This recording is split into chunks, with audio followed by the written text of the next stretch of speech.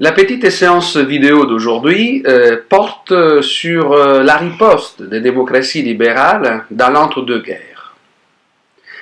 Si d'un côté la Grande Guerre a, pour ainsi dire, laissé sur le terrain un nombre important de problèmes que les nations européennes se trouvent à résoudre, de l'autre côté, les États-Unis, dont le rôle était devenu tout à fait prépondérant lors du règlement du conflit mondial, connaissent d'abord un développement impétueux, pour après tomber dans une grave crise économique.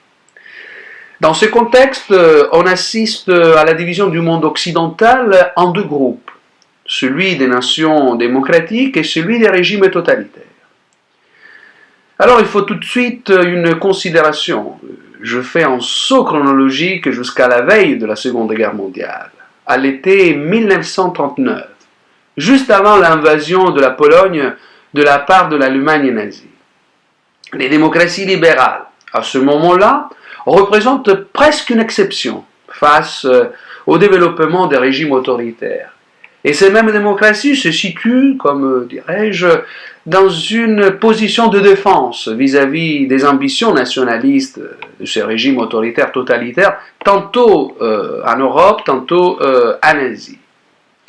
Or, pour essayer de mieux comprendre cette crise évidente du modèle politique de la démocratie libérale, pour réfléchir sur les raisons de la difficile extension de ce modèle pendant les années 1919-1939, il est utile de reconstituer, même si de façon extrêmement synthétique, les dynamiques concernant les mutations économiques et sociales qui ont caractérisé l'entre-deux-guerres, et peut-être arriver à expliquer pourquoi le devenir de ces démocraties a été si contrasté, pourquoi leur consensus a fini par s'affaiblir, et donc pourquoi leur modèle allait être constamment mis en discussion, non seulement sur le plan politique, économique et social, mais également sur le front des relations internationales. Une précision, à vrai dire une question, qu'est-ce que la démocratie libérale? Je vous invite à travailler cette question pour élaborer une réponse, définition bien plus approfondie que la mienne, parce que je suis en train de vous offrir ici une réponse, définition entre guillemets de base. Qu'est-ce que la démocratie libérale?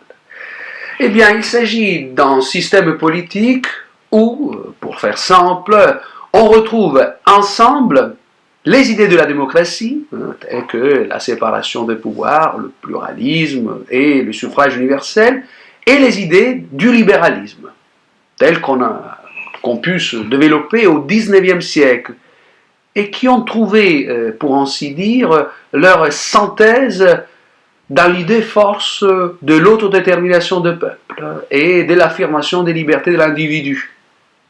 Une idée force qui, au fil du temps, est allée s'associer de plus en plus à l'économie capitaliste et donc à la loi du marché. Mais ces questions, vous les connaissez bien parce qu'on les a étudiées ensemble à l'université au premier semestre lors de notre cours sur le XIXe siècle. Ces considérations faites, on revient au contexte de l'entre-deux-guerres, dont on a évoqué à plusieurs reprises les protagonistes principaux, les démocraties libérales et les totalitarismes. Quand on parle des totalitarismes, on fait référence au fascisme en Italie, au stalinisme en Russie, au nazisme en Allemagne. Le heurt entre ces différentes idéologies est tellement profond qu'il contribuera de façon décisive au déclenchement de la Seconde Guerre mondiale, c'est-à-dire du conflit militaire le plus bouleversant et épouvantable que l'histoire ait jamais pu connaître. Mais les protagonistes sont aussi les leaders, ou si vous voulez, les grands meneurs, les acteurs de cette transition, Mussolini, Staline, Hitler, Franco, Roosevelt, Churchill. Mais protagonistes sont également et surtout les peuples les sociétés d'Europe et d'Amérique engagées et dans la reconstruction de l'après-guerre et dans la difficile conjoncture de la crise économique déclenchée à partir de l'année 1929 et de laquelle on va tout de suite s'occuper. En fait, à la fin des années 1920, une crise sans précédent, que l'on appelle Grande Dépression, touche l'économie mondiale et laisse des séquelles profondes dans le monde du travail aux États-Unis et dans le reste des pays industrialisés frappés par le chômage. À la fin de l'année 1929, la richesse dont tout le monde semblait pouvoir enfin bénéficier, en chevauchant la vague de l'American Way of Life, apparaît comme une véritable chimère. Au début de cette année 1929, on assiste aux États-Unis à une production industrielle qui s'essouffle et à une diminution de la consommation. Un certain nombre de spéculateurs apprennent de l'augmentation des stocks des entreprises et décident de vendre leurs actions, car ils craignent la superproduction. C'est la crise boursière qui éclate le jeudi noir à New York le 24 octobre 1929. 13 millions d'actions sont mises en vente, les cours s'effondrent lors du crash boursier de Wall Street. Alors vous comprenez bien que les épargnants retirent leurs dépôts des banques, l'argent s'épère dans la spéculation et un grand nombre des banques ne peuvent pas le rendre. De la bourse, donc, la crise passe aux banques. Et l'image est celle des épargnants en révolte devant les guichets, et l'image est celle de nombreuses entreprises qui font faillite. La présidence du républicain Herbert Hoover institue des droits de douane très élevés et alloue des aides d'État pour les entreprises et pour les banques en difficulté. Toutefois, cette présidence intervient de façon assez timide en faveur des millions de familles qui tombent dans la pauvreté. Plusieurs grèves, protestations, manifestations se produisent presque partout dans le pays. Et on arrive au mois de novembre 1932, Hoover n'est pas confirmé aux élections. Les électeurs américains, en particulier les couches plus pauvres de la population, les plus touchées par la crise, accordent leur confiance au candidat du Parti démocrate, Franklin Delano Roosevelt, qui, après sa victoire écrasante, tout de suite déclare vouloir imprimer un changement de direction pour sortir de la crise. Sa politique est définie New Deal, nouvelle donne, une politique qui vise à injecter une nouvelle confiance chez les citoyens et à faire intervenir l'État dans l'économie. Le nouveau président prend des mesures d'urgence, une loi sur l'agriculture qui accorde des primes aux farmers qui acceptent de diminuer leur production, une loi qui leur accorde des crédits avantageux pour les soulager de leur endettement. Une loi sur l'industrie vise à relancer la production. Les mesures de soutien aux banques diminuent et leur activité est mise sous le contrôle de l'État à travers une banque centrale, la Federal Reserve Bank.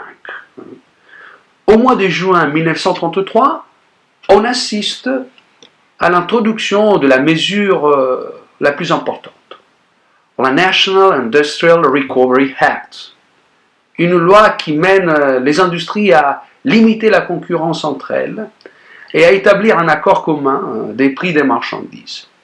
L'État donc propose aux industriels des codes de concurrence loyale et de ne pas empêcher les travailleurs de s'inscrire au syndicat dont l'activité est garantie. Salariés, patrons doivent s'entendre pour fixer les salaires et les conditions de travail. Pour agir contre le chômage, l'État finance en outre des grands travaux. Eh bien, quels sont les résultats du New Deal? En 1936, la production revient au niveau atteint en 1929. Cependant, dans le pays, on dénombre encore environ 7 millions de chômeurs. Roosevelt, grâce à sa politique, bénéficie du consensus des syndicats, des travailleurs, des agriculteurs, des immigrés. Mais, en revanche, plusieurs mesures de Roosevelt n'ont pas satisfait les industriels, ainsi que les banquiers qui ne partagent pas cette ingérence de l'État dans leurs affaires. Contraire au président Roosevelt, étaient les secteurs de l'opinion publique les plus conservateurs, qui interprétaient les New Deal comme une sorte de dérapage vers le socialisme. En conclusion, Roosevelt a pris des mesures pour répondre à la crise, mais le New Deal ne réussit pas complètement à relancer la production industrielle. La crise de 1929 montre donc que la difficulté de l'économie est une difficulté mondiale.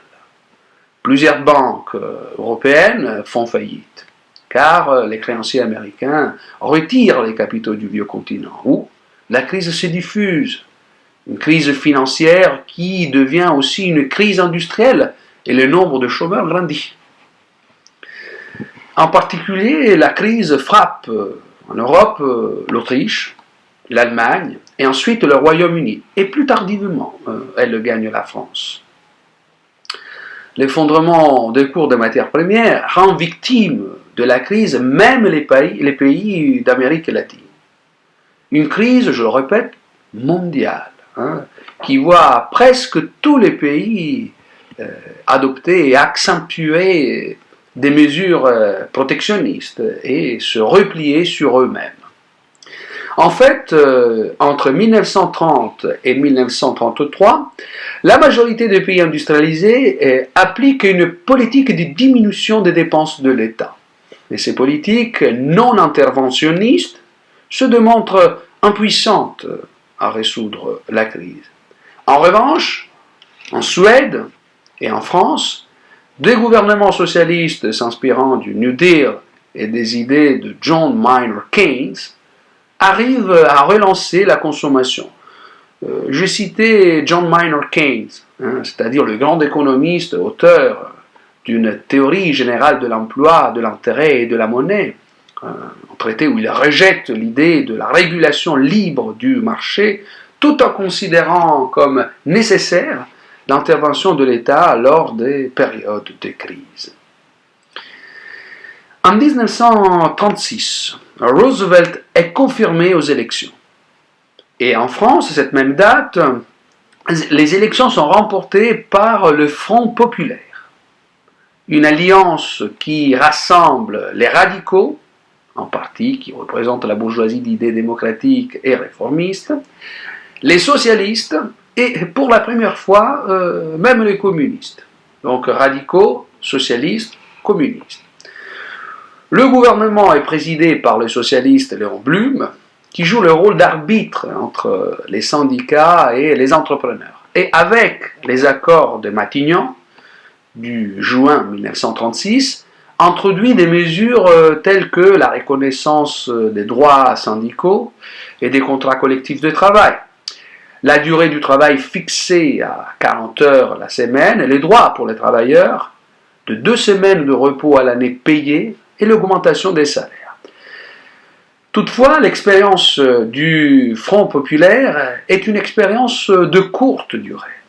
L'alliance entre les partis de cette coalition est fragile. Face au conflit très rude, déclenché surtout entre communistes et radicaux, Blum démissionne au mois de juin 1937. Et le nouveau Premier ministre, le radical Édouard Daladier, en 1938, efface les accords de l'hôtel Matignon. Au Royaume-Uni, les travaillistes remportent les élections et leur leader, Ramsay MacDonald, forme un gouvernement. Toutefois, seulement une partie des travaillistes soutiendra la ligne du Premier ministre qui, pour gouverner, a besoin du soutien des conservateurs. Une politique d'austérité sera mise en place qui touchera les travailleurs, baisse des salaires, réduction des aides pour les chômeurs. En 1935, dans un moment où la crise semble pouvoir être enfin éloignée, on assiste au Royaume-Uni à la fin de la collaboration entre libéraux, conservateurs et une partie des travaillistes. Les conservateurs accèdent au gouvernement d'abord avec Stanley Baldwin et après, dès 1937, avec Neville Chamberlain. Mais à partir de ce moment-là, les gouvernants anglais et les gouvernants français sont obligés de s'occuper surtout de la nouvelle situation politique extrêmement critique qui vient de se produire en Europe après l'arrivée au pouvoir en Allemagne d'Adolf Hitler. En conclusion, la crise économique et sociale des années 1930 a contribué à affaiblir de façon considérable le modèle de la démocratie libérale. Si l'on pense qu'en Europe, à cette époque-là, les démocraties libérales se limitent aux pays situés à l'ouest du Rhin et à la Scandinave. Une faiblesse qui se révélera bientôt évidente, surtout, comme je viens de l'évoquer tout à l'heure, dans le domaine des relations internationales. D'ici donc l'incapacité des démocraties libérales d'éviter le déclenchement d'une seconde guerre mondiale aux conséquences désastreuses.